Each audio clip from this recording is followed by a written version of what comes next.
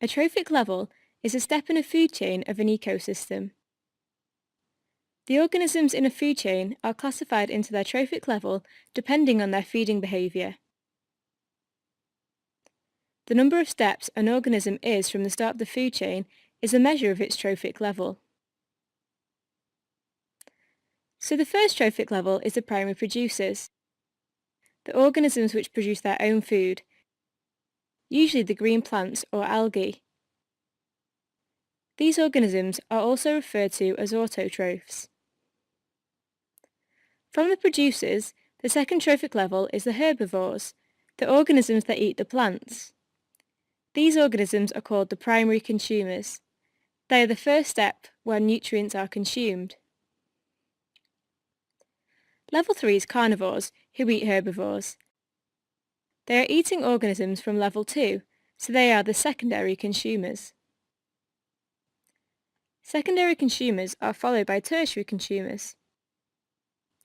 Level 4 is carnivores who eat other carnivores. Level 5 is the apex predators, the top of the food chain, where the organism isn't eaten by other animals. Decomposers are also considered to occupy their own trophic level. They break down dead animal and plant matter, also known as detritivores. These categories are not strictly defined, as many organisms feed on several trophic levels. For example, some carnivores also consume plant materials. Now let's look at the trophic levels in this community. The first trophic level is the primary producers, the grass. Level 2 is the primary consumers, which is the rabbits.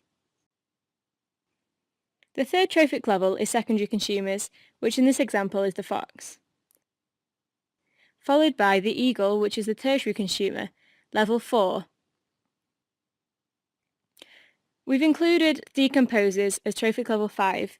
In this example, it's the fungi.